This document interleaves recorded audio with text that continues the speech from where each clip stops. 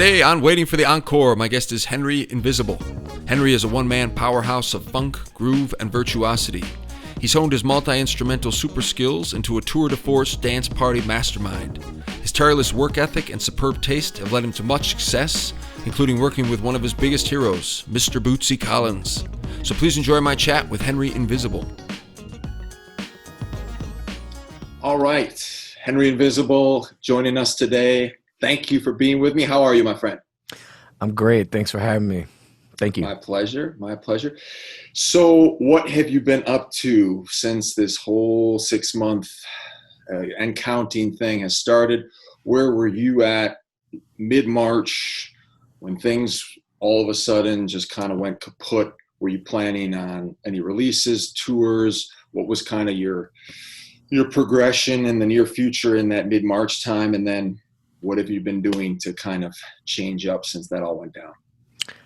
Well, for me, it was kind of interesting because I had just recently auditioned for Bootsy Collins in January at the Winter NAMM in Anaheim, California. And we had already started talking about doing some releases. And that was in January. So, January, February, we're at the beginning of March now. March 7th, I got married. Congratulations. Thank you very much. It was one of the last full-on weddings at the Zilker Clubhouse because of what was the next weekend, which would, be an entire shutdown of the city and practically, the country and the world, I guess. So Wow. it was a very interesting time. And I'm gonna put a little bass in my vocals. But you were very nice. But you were able to squeeze the wedding in, though? Yeah, we got it in, and it was Okay, cool, good. and it was like, we got it in, and family members were able to attend, and they hadn't put a lot of restrictions down. We could tell something was coming, but we didn't know to what extent. So that just went down, and to answer your question, I was getting ready to basically release a lot of singles, consecutive singles. And I had been recording for a while, and so I was going to start releasing them. And when probably about the middle of March hit and all that stuff started happening, I started getting into talks with Bootsy's team, and we decided that we would hold off until his record release, which is coming up October 23rd, and then there would be a big push for my stuff coming up after that. So it's kind of where it stands now. So in the meantime, I've been doing a lot of writing and a lot of recording in this studio right here. I started a television show. Well, it started off as a live stream show. At first I was doing it 5 nights a week, then 3 nights a week, then 2 nights a week. Now it's down to 1 night a week. And the reason is because we're just recording pretty much nonstop. And so now I've got a television show that's on the Austin Music Network, as well as it's international. It's on Roku and Apple TV and Wow. everything else. And is that just you playing, or is there more to it than just kind of you doing your thing? So it's called the Love Stream, and what it was me basically writing a song on the spot. So I'll take some random chords and I'll just put it together on the spot, and usually within the 45 minutes, it's got a bridge, it's got an A and a B part, it's got solos and percussion and bass, and it does the whole thing. And then there's always a positive message in the show. Usually talking about persistence and keep on and don't stop and that kind of thing. Just a lot of love and positivity in a show, and but now it's beginning to turn into something else because, as with working with Bootsy, there are a lot of funk legends that I anticipate I'll be having some interviews with. I know Fred Wesley is definitely one of them, Bootsy Collins one of them, and Blackbird McKnight. A lot of the funk fam from Parliament Funkadelic, and so that's something that's coming up too. And but yeah, we're on this Friday will be episode number 84. Wow. You've done So all that since mid-March? yes, Holy cow, good stuff. Man, so 84 songs, wow. and out of those 84, I've picked about 20 of them that I think are really solid, and and I've just been recording them, and we're getting ready to release them after October, and depending on what they say, because there's a lot of we should do this and put a video out for that and that kind of thing, and I'm just kind of going with the flow, but Yeah, yeah, no, I've been super busy. On top of that, sounds like it. I also did I recorded with Bootsy. I'm on his new record Wow. for a couple tracks. And I also did a track with Omar Apollo and Bootsy Collins, slamming track. And just been doing lots of other producing and mastering, gigs on the sidelines. But yeah, that's it's Well, been, that's good. That's all good news, man. I'm happy to hear all that exciting stuff. thank you, I thank you. I had kind of seen on social media.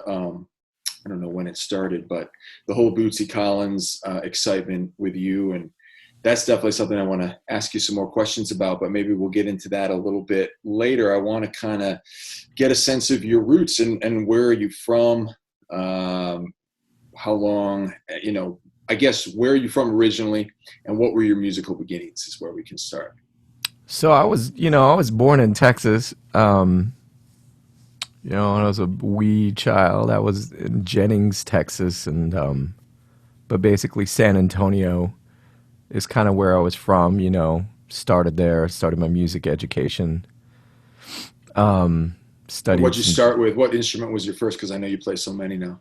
Well, we had a guitar around the house, so I started picking that up, and we also had like some drum around the house that I would kind of bang on too, and but that was kind of the early beginnings, and then through school I picked up the alto sax, and then there were too many sax players, so then I joined the percussion troupe, and then out of there I went into the jazz band and was playing some jazz guitar and also some bass, and keys kind of wound up later when I had moved to New York. Yeah, I mean it's a crazy story because so I was in San Antonio, and then as soon as I could move to Austin, I got to Austin, which was Which was how old? How old were you at about that time? 16, Hmm. and I had already played at the Black Cat. Uh, I think it was about 15 years old or something, 16. It's kind of my first gig on Sixth Street. Wow.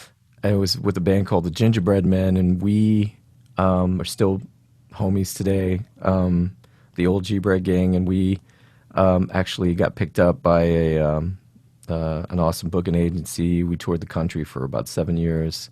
Wow. Opened up Was for the that funk? Was likes. that funk kind of stuff as well? Oh yeah, yeah, Yeah. definitely funk roots. It's pretty much always been funk roots. I took a detour in jazz when I moved to New York because I wanted to study more, and also some rock and roll because New York. Yeah. But basically we opened up for Maceo Parker, Tower Power, Wow. Tito Puente. I mean Wow. we were hitting it. I truly believe if we had stayed together, we would have been one of those bands that's kind of like a larger festival band.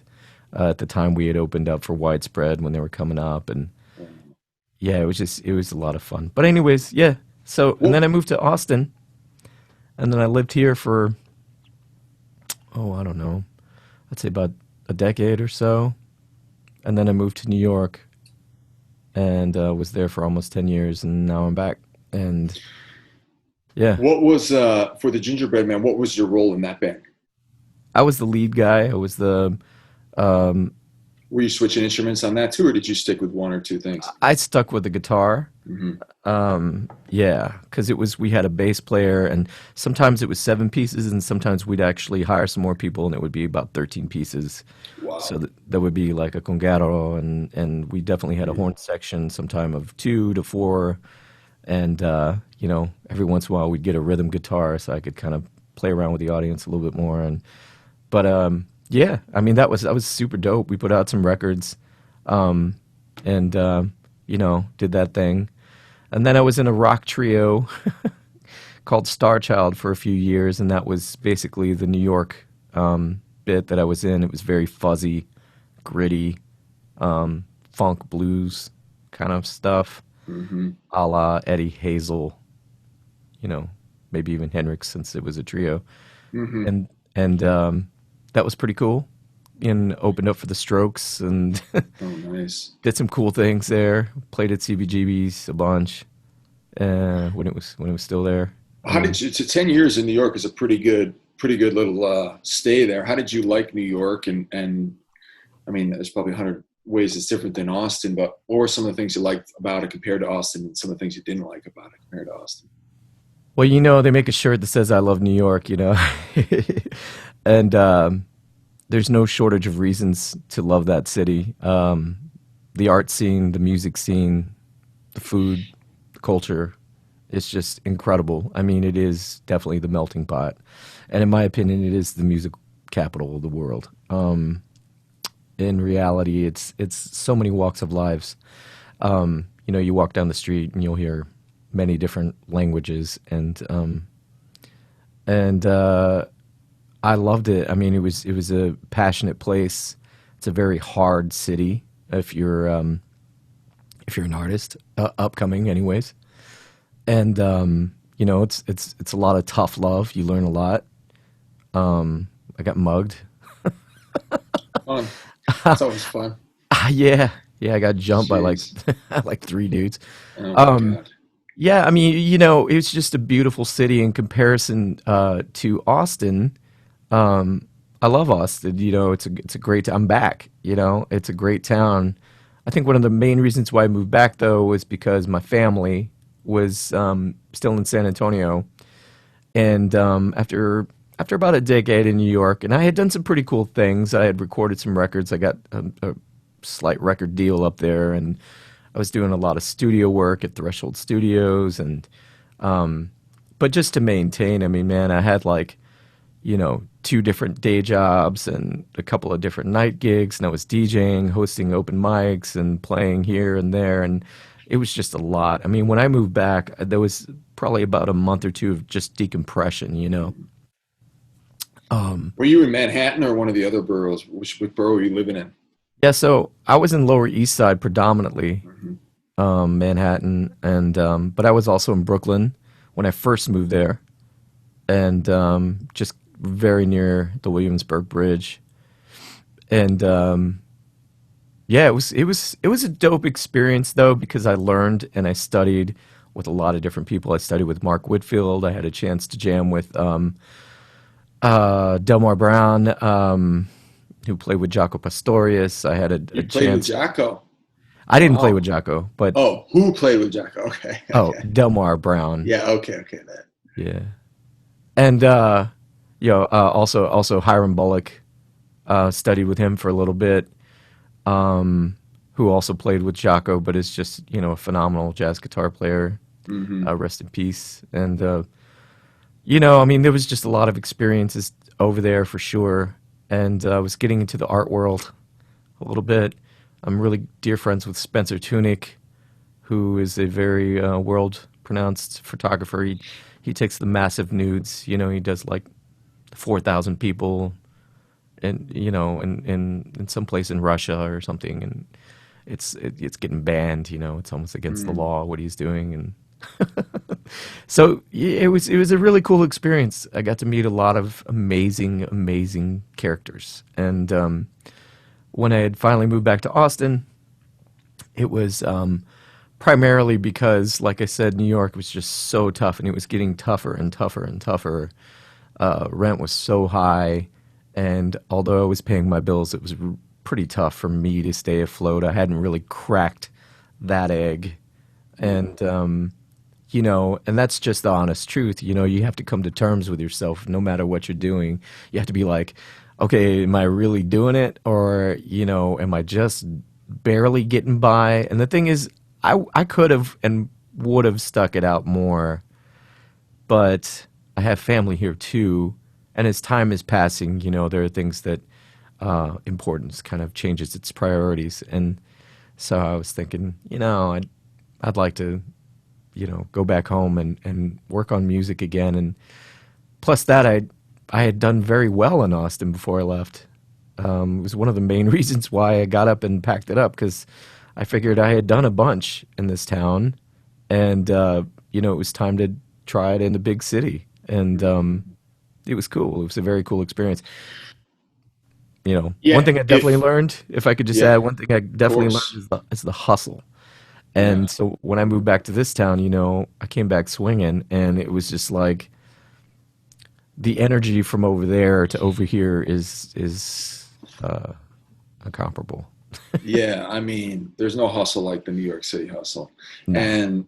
And I say if you were there for 10 years, then you got your stripes. You earned the right to, move on. That's a good haul in the big city. And, while Austin's had this just constant kind of growth over the last whatever it is, 30 years, it's kind of just gone like that over the last 5 or 10. But New York seems to be a city where it really has these ups and downs, like the 70s, which a lot of people romanticize, and it seemed like an awesome art time to be there. It was also incredibly dangerous to be there, and that went into the 80s, and then the 90s started becoming a real kind of whatever you want to call it, much safer but a little bit more Disneyfied kind of Oh vibe yeah. there. And now, from what I'm hearing, it definitely hit the point over the last, I don't know, when were you there, like 10 years ago or 12 years ago or something?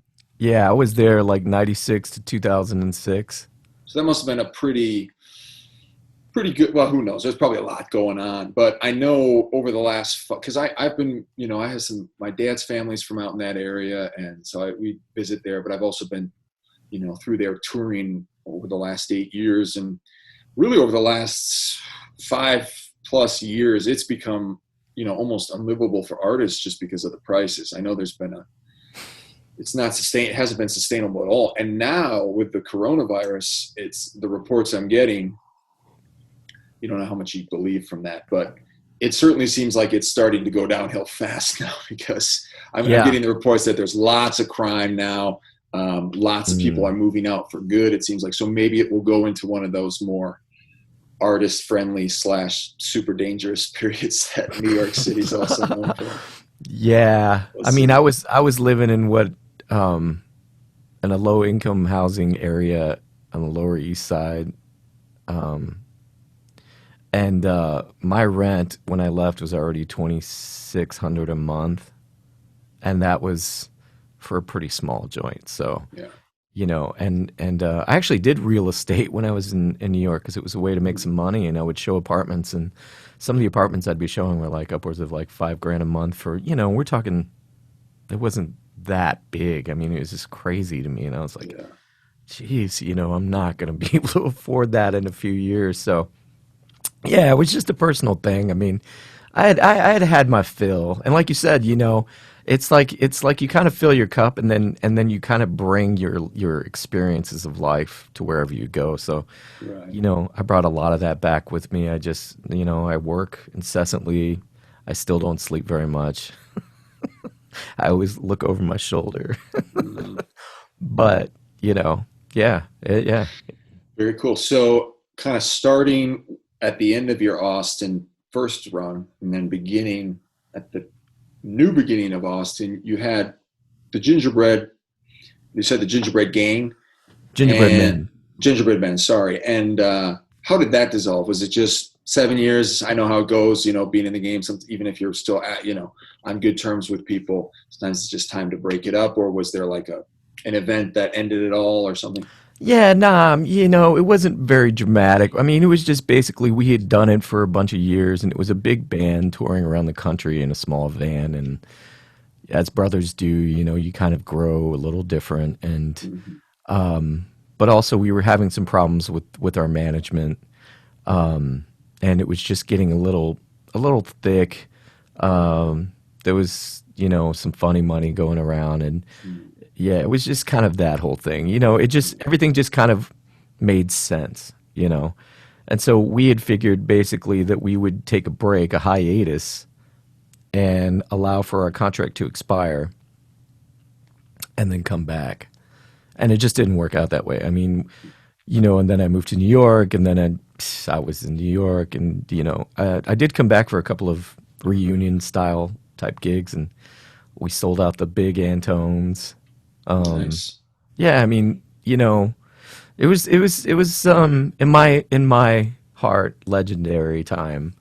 But yeah, but it was just time. It was just time to move on. Sure. And then when you came back to Austin after your decompression time there, were you immediately going to start the solo project, or were you looking to start another band and that it didn't quite happen, and then you just kind of drifted into a solo project? Yeah, no. So I brought Starchild back from New York, essentially like all the music, and I had recorded a couple of records. So when I moved back, I originally moved back to San Antonio because that's where my pops was at the time, and I had hired some cats to learn the music, and then eventually like members of my band from New York had moved down too, and that was kind of in there for a few years, but as with bands have always gone with me, it's like every time things are beginning to happen, there was always some setback. And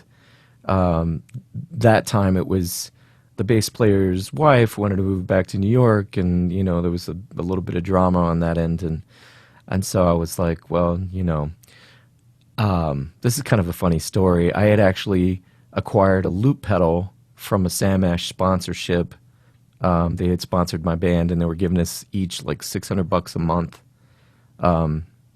to spend. And one of the things I got was a loop pedal. It was just like a simple Boss Man on and off kind of thing, and it sat on my mantle for like a year before I even cracked the box. And it was dusty when I got to it, and it was an epiphany when I just started writing music with it, and I started saying, this is a lot of fun. And then I looked into it, and there were already, some loopers out there like Keller Williams and Joey Driscoll and Kid Beyond at the time were big inspirations.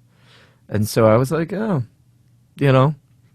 I love the funk. I'm gonna try this out on a pedal and see what happens. Yeah, I think reggae music, house music, funk music is very loop oriented as it is, you know. Um, so it wasn't a hard thing for me to come up with, since I was kind of deeply rooted in funk music. And by funk music, I'm talking about the classics like James Brown and Parliament Funkadelic, Sly Stone, those kinds Mm-hmm. of things. So yeah, so then it just kind of all clicked, and I booked a gig. The first gig was terrible, and I Of remember calling, course, it's gotta be. It's gotta be. and I remember calling some booking agent friends of mine and be like, "Yo, man, I got this new project. It's super cool. It's like me just doing a loop." And they're like, I don't know. And I'm like, "No, it's great. You got to book it. Okay, we'll give it a try." And literally, I didn't have very much material. I had just written maybe like 3 or 4 songs, and I was just gonna go wing it. And that's kind of what it did. Like when I first started out, I was just making up stuff, and slowly that making up stuff became a residency. And in that residency, I just turned it into like a laboratory, and just I'd write stuff, and I'd see the crowd move, and if they moved a lot, I would make notes, come back the next week with a song.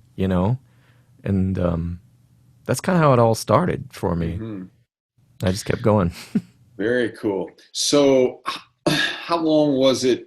It sounds like your early stages of it, and even now, what you're describing that you're doing with your TV show, that the format has been pretty much this. Maybe it's just the beginning and the end that we're talking about, but it sounds like that's a formula that is very, intuitive and makes sense for this project. So, is that always your process? Kind of just try some stuff, see how it goes, and then kind of finalize it, finishing touch it if it works, kind of thing. Yeah, I mean, for the show, for this love stream, it's definitely some of that. It's a little different since I don't see the reactions of people or how Mm, they're dancing. You see a bunch of hearts smashed on the right. screen, and you're like, okay, I guess good. And then you see the amount of shares and comments, and you're like, oh, well, maybe this one is something I can come back to. But yeah, I mean, it kind of is that way though for me. And it's kind of how I've always written in the studio, anyways. The only difference is that mistakes are live, and I just go with the flow, and just keep. I often think of music as like a sculpture with clay, or and you just keep kind of molding it, or stone, and chipping it, chipping away at it. First it's just kind of like this blob. It's like this main idea, and then you just keep kind of messing with it and messing with it, and then before you know it, you look back and you've got something to work with, and then you just kind of polish it up. You kind of smooth the edges, and so yeah, I think my writing process is a lot of that, and sometimes it might be a key idea, sometimes it might be a beat, just a beat, and sometimes it might be a bass line or a guitar riff or a vocal idea. Hmm. And I don't ever try to hold back. I just let it go. And um so much so that like recently I wrote like a country hip hop song, and like I don't Nice. even Those are big these days. I don't even care for country hip hop, but it just kind of came out that way. And so I sent it on to my manager, and can you do anything with this? I was like, can you guys need it for something? So yeah, I never really stand in the way of creativity, but it has become what it's become, and it's become a magical thing, and me, I guess. No. Yeah, I've always looked at performers like you with a lot of envy. It just seems like, I mean, Oh, it's so fun to play with people, obviously, and mm, it's fun to do, a solo show. But what you do is just a whole nother thing, and it's so self-sufficient and boundless. You know what I mean? It's like just boundless. You can do so many different things, as you just an endless plethora of possibilities. So it's just got to be so fun.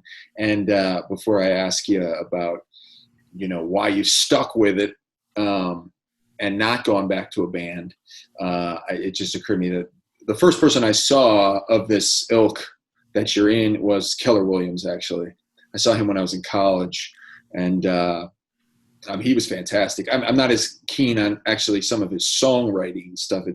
But just observing and watching him was an amazing show. I mean, especially when you're high, it's like he is.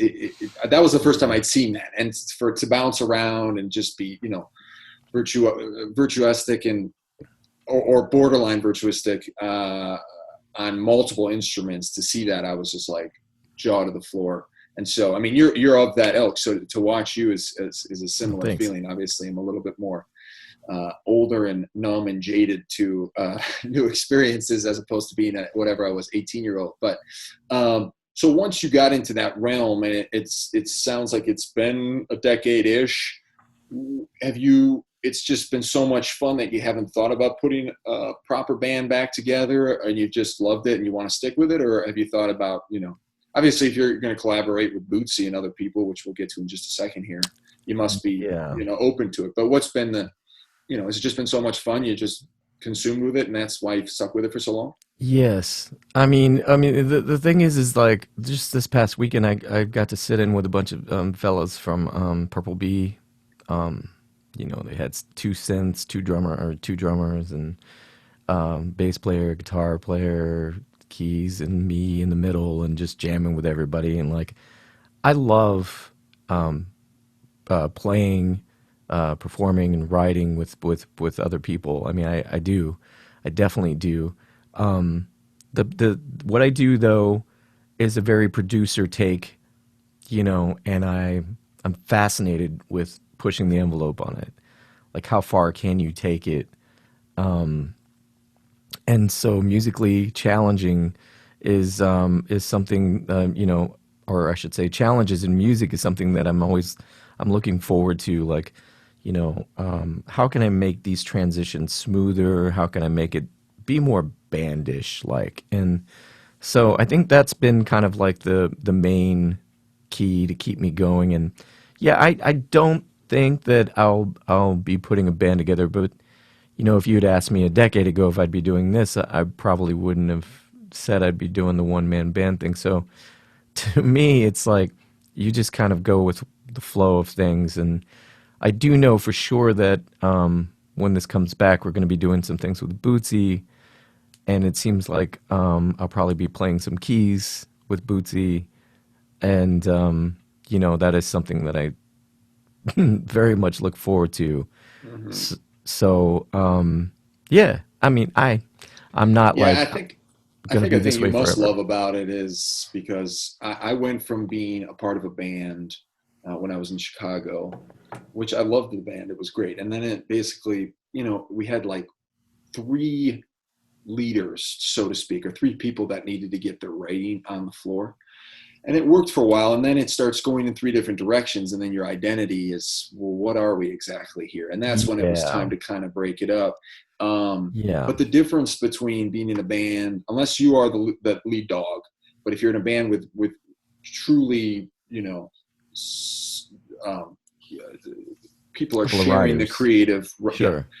then it's very hard to be, unless you guys, everyone's in a situation where you can practice and rehearse hours and hours a week, and that becomes harder when you get older. It's harder to be prolific. It's harder to write all the things you want to write. And that's one thing when I broke out and started my own project, even though I was working with people, I Yeah, was the only writer, and I was able to just get so much more work done. And you must be, that's exactly what you've described to me. It's just the quantity of work you're able to do. And obviously not all of it's great, but you can look back on the 5 years or 10 years and like, God damn, I just got so much done. When if you're with a band with multiple writers, it's like, boy, I got about 6, 7 songs out in the last 3 years as opposed to 20 or 25. So you must love that part of it. I love that part of it. I've always said there are very few bands that were like the Beatles, right? So like, you got a John Paul and George primarily, and even Ringo that were writing, and they had played so long and together in that cavern for hours Right. and hours and hours and hours before anybody knew of them, and their age and just everything was just so perfect, and that sort of nucleus is a very tough chemistry to come across. So when you see a band that's actually made it and they've done something and they're prolific in their writing, I mean, and they're pushing it out, and it's incredible. I mean, Right. it's an incredible experience, and that is something that I have super respect for. But for myself personally, you know, like I said, I just I don't even think about it anymore, quite honestly. I'm sure some people probably do. I remember when I was first coming up, there were news articles calling me a megalomaniac and like, You this, have to be pretentious in rock and roll music. It's part of the game. That's part of it. You gotta be a yeah, little bit. but I mean, like the cat didn't even know me. Like he Right. never That's really even ridiculous. really had a conversation. He just assumed that I was some sort of control freak that fired all of his members for my Right. own personal, and there's not any other way to put it. I mean, stupid. I mean, that's dumb. That's a dumb Yeah. way to be, And I'm just a creative cat that like enjoys playing different instruments and enjoys writing good music designed to make people dance, and that's basically what it is. And I don't really see a stop to it. I don't really know what the future holds, but I hope it holds much more of this, and I'm gonna keep going with this. It seems to be working out pretty good. So, Hell yeah, man. So let's get to this really exciting stuff about you working with who I assume is one of your big heroes. And I think I've seen you post stuff about that. But I had the opportunity just to sit and smoke a joint with one of my biggest heroes, being Toots Hibbert, who just passed away. And oh, sorry. just no, well, I mean, he was 77. I mean, it's all good. But that was like 12 years ago. But the experience was, it was 20 minutes, and it was one of the greatest experiences of my life to actually not only meet, spend time with, but create and look forward to creating more with one of your heroes has got to be just one of the crowning things of your life. And any share what the experience has been like for you, because it sounds like it's just been fantastic. Well, since it started, it's been surreal, and I have no other way to put it because it's hard to explain. just how surreal it is because, it's a strange thing. I'll open up my email box and I'll see an email from him, and then, we're chatting, and, he's like sharing my video or like, so it's mind blowing to me because to me, Bootsy is the one, like he is responsible since he played with James Brown and brought the one concept to George Clinton Parliament Funkadelic, who created an entire operatic funk experience around it. I think he's responsible for a lot of what we consider funk today, which, in turn is inspiring for people like Prince, Rick James, and, Michael Jackson. So it's an incredible experience to be recognized by such a king of the genre that I love.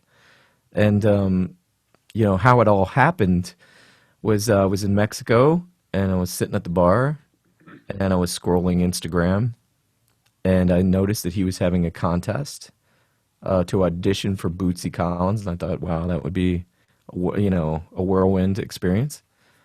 And it said you have to send in a video and tag him and blah blah blah, and we'll announce it on Christmas. And I said, well, this is something interesting. So I had a video. You couldn't have posted it before, and I had one spared in my phone because I was going to post something while in Mexico. So I posted it, tagged him. Christmas came and went, didn't hear anything. So I thought, well, I give it my shot, whatever. And I'm sure a lot of talent probably reached out. So, 2 days later, I was tagged on Instagram. He had posted the winners, and my name was in the mix. And it was basically like, you got to come to Anaheim to audition.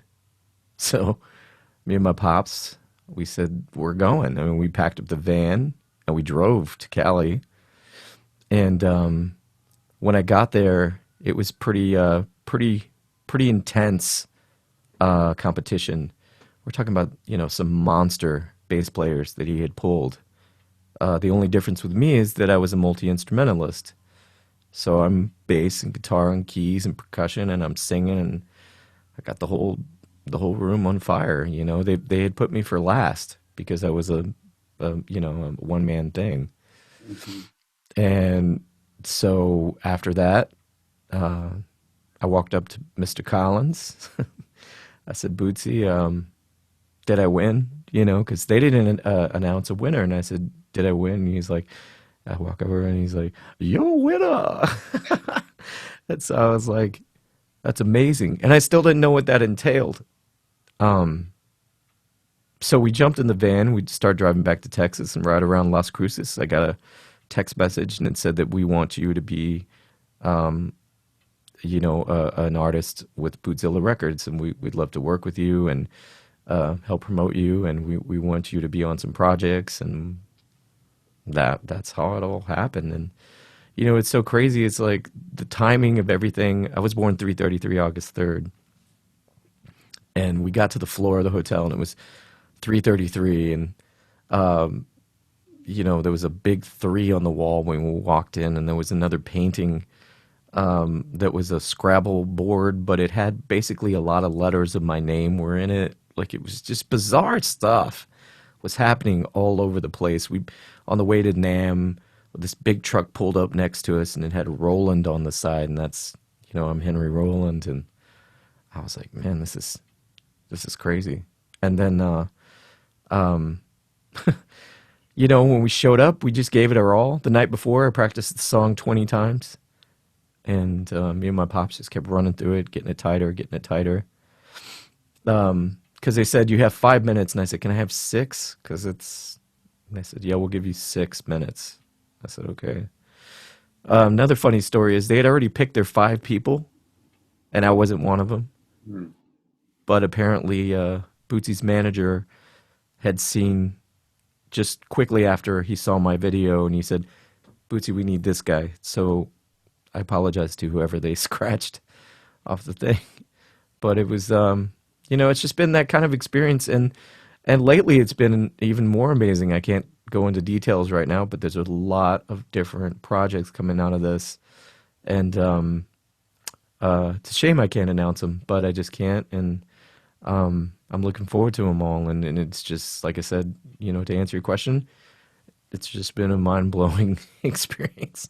Well, good for you, man. That's super exciting to Thank you. hear about. All of us in the game love hearing stories like that because it's encouraging and it's just fun to hear that stuff. So it's really exciting to hear about that.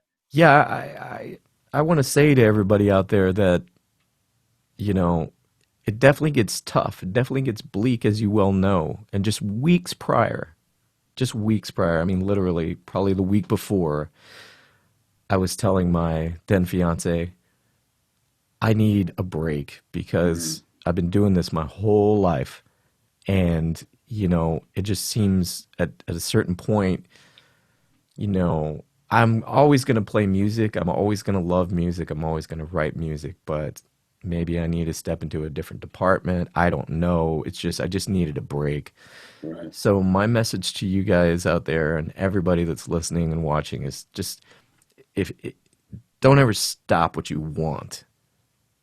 Just put every ounce of energy.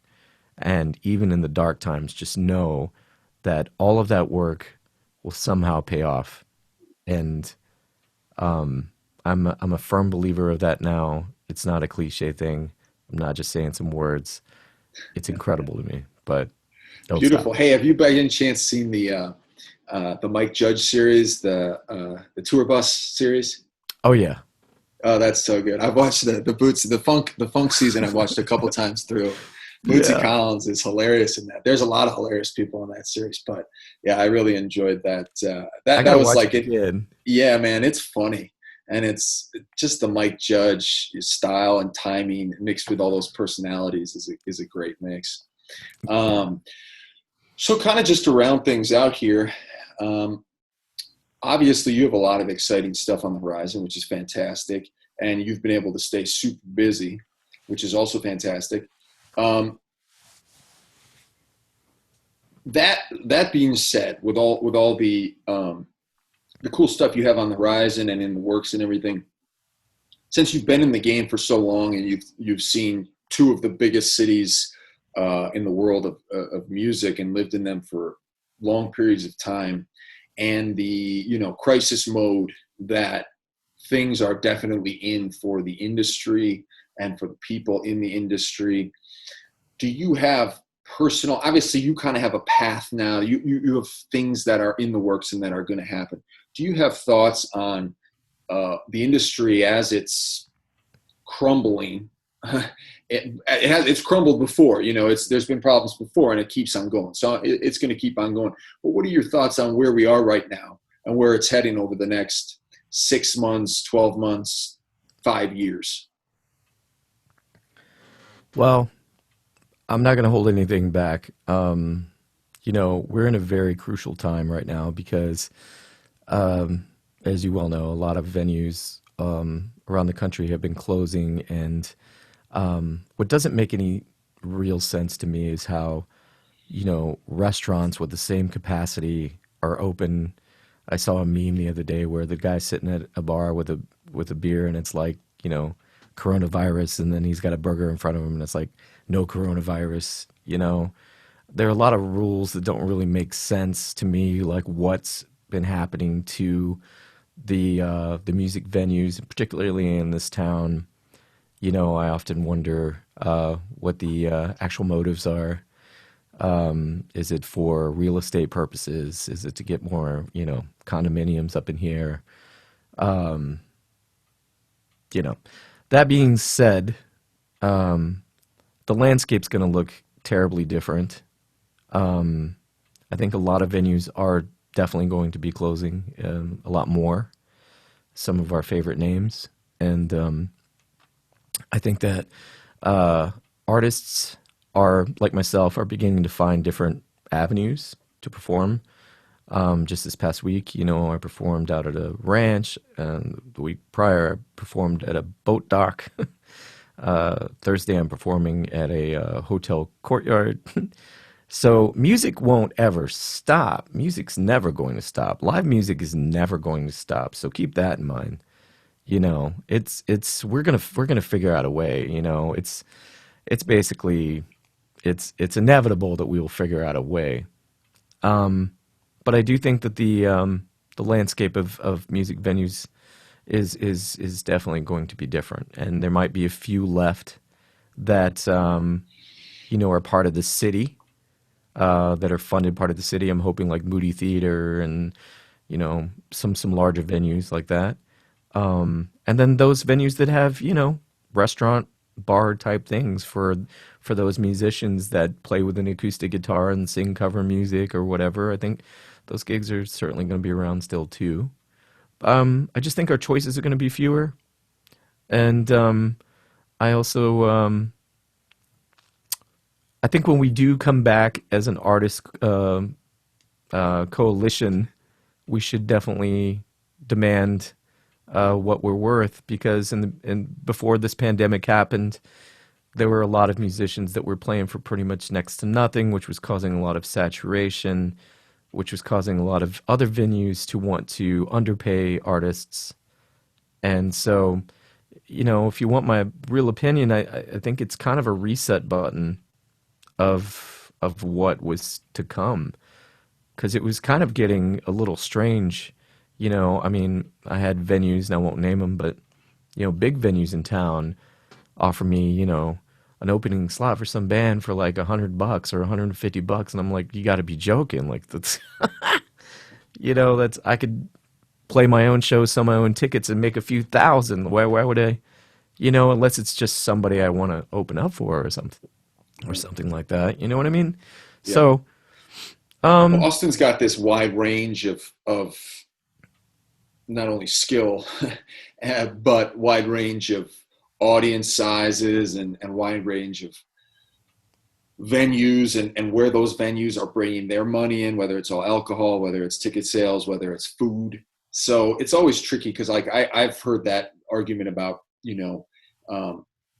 not taking no money gigs or low paying gigs, which I can at this point say, yeah, I agree with that. But there's so many different kinds of bands in the city that it's like, what if you're just starting out, or what if you need to get a couple years worth of your stage legs going, or blah blah blah blah. So it is just a flat out oversaturation in Austin, and it's been that way for a yeah, while. And I think, and I've heard this, it's not just my opinion, but I really think the nature of the industry in Austin was not necessarily headed in a great direction, even a couple years before this coronavirus, in terms of, well, the oversaturation. It's a loaded thing, obviously, but I know yeah. a lot of people that were already moving out of Austin before this. I mean, I agree with that. But what I'm talking about is like some bands. You're right. Like they don't have a track record. If you can get a $50 gig opening up for Jizza at the Moody Theater, you're gonna take it, and I get Right. that. But like when they're offering bands that have already been established, $100, there's something very wrong with that. And you're charging $8 at the bar for a can of Lone Star. You know what I'm saying? There's something very wrong with that sort of business model, and I think a lot of those venues are feeling the pain. I mean, it's this the town was built on music, and they've been writing musicians for decades, I guess. But primarily in the last decade, a lot has changed with the flux of people moving in and that kind of thing. Mhm. And yeah, I think I don't know. It was just it was time for a change. Nobody would have expected this, and this is kind of crazy, Yeah. obviously. But you know, I don't know. I'm interested to see where it's going to go. I hope that some of my favorite venues stick around. I know some of my favorites have already been shut down, tragically, and I don't know. But whatever it is, we got to keep playing music. So Yeah, no doubt. It'll find a way. We'll see what happens. It'll find a way to get through. It'll probably be a little bleak for a while. You see yourself staying in Austin, or you think maybe you're thinking about, now that this Bootsy thing's coming, any other places catching your eye of possible moving? I mean, I love my house. I love my neighborhood. Um, pretty stable here. Things are going great. I don't really see moving out of Austin for any particular reason, for the music scene closing or whatnot. Hmm. But I I'm one of those people. You just never know. I mean, if Right. if you know, I really was looking towards California actually, even though it's so expensive. There are parts in Anaheim that were just gorgeous, you know. And I love Cali. I love Colorado, you know. Um, I love Oregon. I love some places on the East Coast too. But you know, yeah, I'm not bound to Austin, but I do call it home, and it has been very good to me. So probably gonna Yeah, stay. if you're set up with, I mean, just looking behind you, that setup alone is an environment you can stay cozy in for a while. And if you got your own crib and you're Good. getting and you're newly married, that's that's the kind of stuff that keeps you put. Yeah, my family and I, we were looking very very seriously at Los Angeles, and now, I Mm. mean, it. California is a shit show. I mean, it's bad. It's worse news every single day. With the Uh, fires and Homelessness, the economy, the government apparently is completely incompetent over there. So I mm, don't know, man. We don't know. But yeah. I've been in Austin for 10 years. It's been great to me. I love it here. Hmm. But I'm also the same way. It's like, I'm not afraid to. I came here not knowing anybody with all my stuff in a van from Chicago. So, and my wife's got the same kind of spirits. So you never Yeah. know.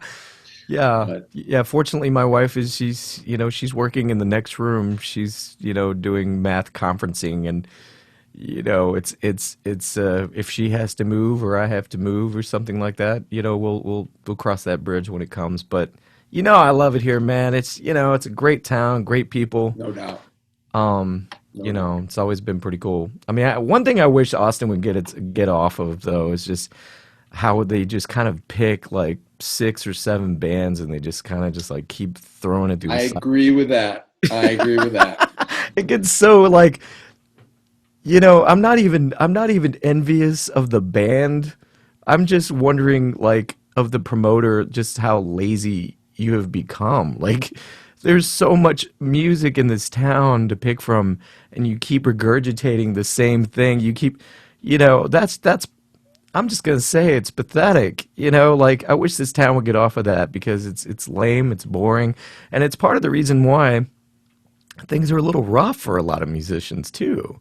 You know, if you keep giving the same artist all these opportunities, well, the other guys are gonna go, well, you know, hey, maybe it is time to move. You know, I wish Austin would change that while we're in this I pandemic. agree with that, and that's always a tricky thing because it's like, it's not like there's some sort of centralized tastemaker government. You know what I mean? In the end, Exactly. it's a bunch of individuals making these choices. So, maybe laziness is the right word. Maybe it's just afraid to take chances. Maybe it's their actual tastes all line up. I don't know, but It feels I would like the agree. tastemakers, though, um, have been given the okay by a small circle of individuals, and then they take it and then they keep spitting it back out. Because a tastemaker to me is somebody who finds something that's unique, different, nobody's heard of before, pulls it up and pushes it out, and people go, "Yeah, that's great." And here's another one. You know, I found this too. Wow, that's amazing. And and you know, it's this formulation of and cultivation of this art bubble that's, you know, being passed around and growing constantly. That's not what's happening here. And so I think that's a real issue in this town, where I guess politics gets into music, and it's really got no place for it. I wish it would change. And during the pandemic, especially, I think, you know, right now, I mean, if ACL isn't working really hard to work with a bunch of artists that have established themselves on streaming platforms and whatnot, yeah, I don't know. I mean, really, Austin City Limit. I don't know. You know what I'm saying? So Mhm. there's just a lot of things that I'm interested in seeing change with this pandemic. But Yeah. all the love though on top of everything else too. So there are a lot of really great promoters here.